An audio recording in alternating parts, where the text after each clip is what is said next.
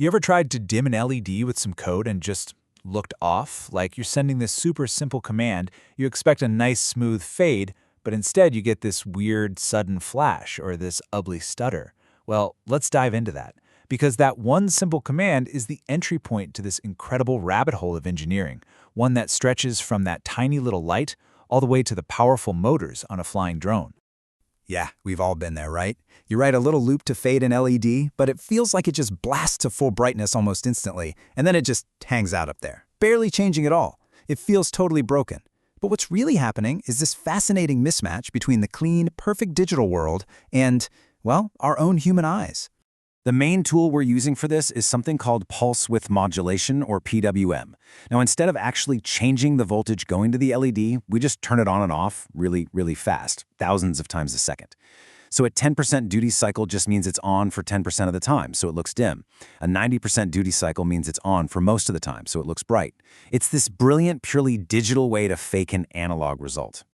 But this little digital trick isn't quite perfect. So here's the plan. We're going to start by digging into that illusion it creates for our eyes. Then we'll fix a really sneaky hardware glitch. After that, we'll see how these same ideas scale up from just light to actual motion. We'll peek at some seriously advanced digital control, and then we'll tie it all together. Okay, first up, let's tackle that first challenge, the huge difference between the signal we're sending out and what our brain is actually processing. So this table pretty much says it all. That top row, that's our PWM signal. It's increasing the light's intensity in these perfect, clean, linear steps. But the bottom row, that's what we actually see.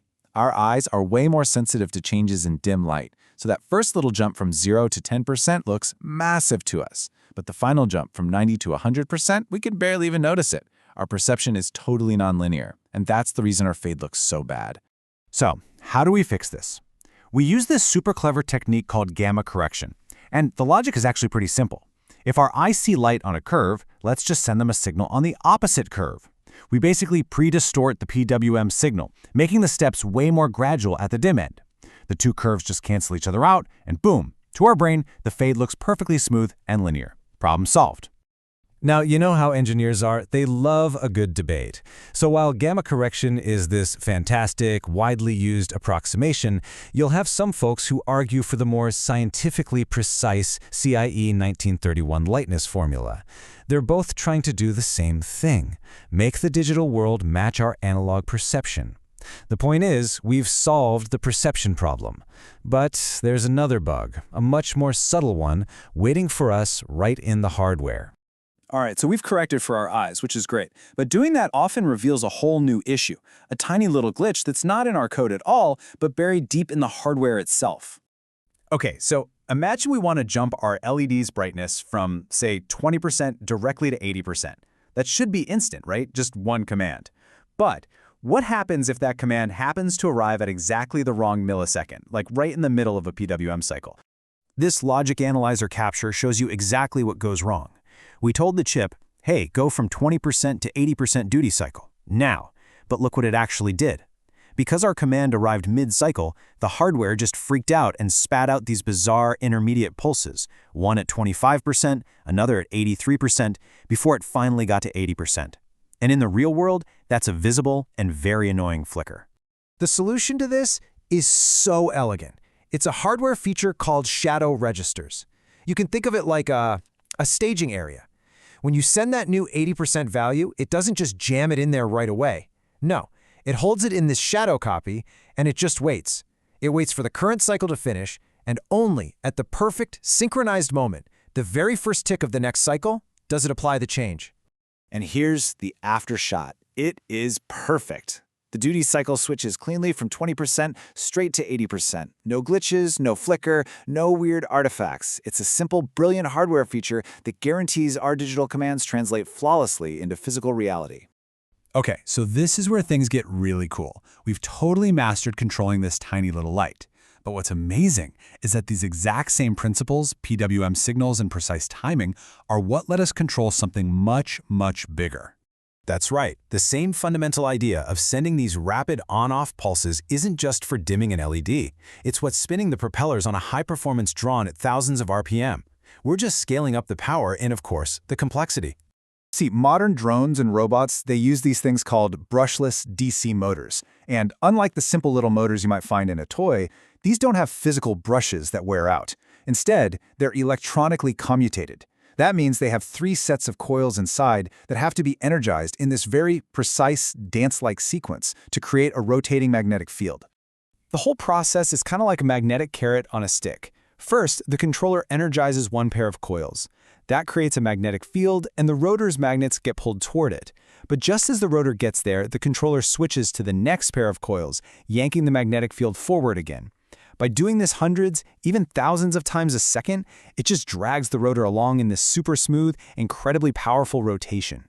And the device doing all this hard work is the Electronic Speed Controller, or ESC. It's basically a dedicated little computer for the motor.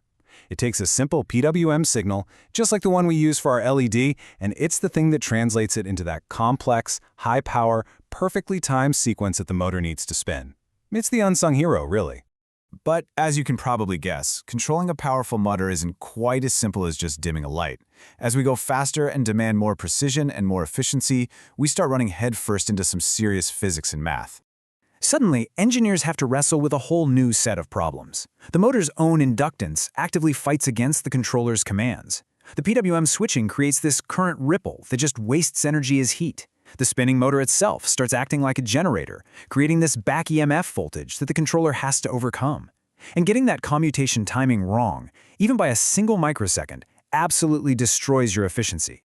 So to solve these much harder problems, engineers came up with these incredibly sophisticated control strategies, and one of the most powerful is called space vector modulation. Now, this is a seriously advanced topic, but the basic idea is that instead of trying to manage 3 separate electrical phases, this technique treats them all as a single, unified rotating vector. It's a whole different way of thinking that allows for far more precise control. And the results? They're staggering. I mean, look at this. Compared to simpler methods, advanced algorithms like SVM can cut down on unwanted electrical noise by over 30%. They can squeeze 15% more usable power out of the exact same battery. And by being smarter about the switching, they can slash the energy being wasted as heat by up to half.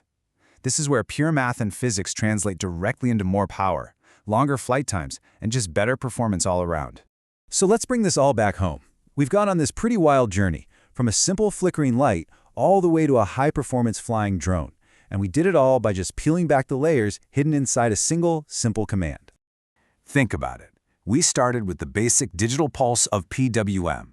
We fixed it for our own human biology using gamma correction. We solved the hardware timing glitches with those elegant shadow registers.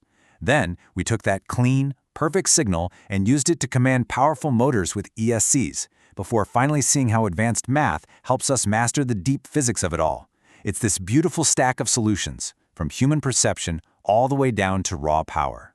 And that, to me, is the real takeaway here. This entire complex journey was hidden inside what we thought was a simple command to fade a light. It just makes you wonder, doesn't it? The next time you tap a screen or click a mouse, what other simple actions are hiding an entire invisible world of elegant, incredible engineering?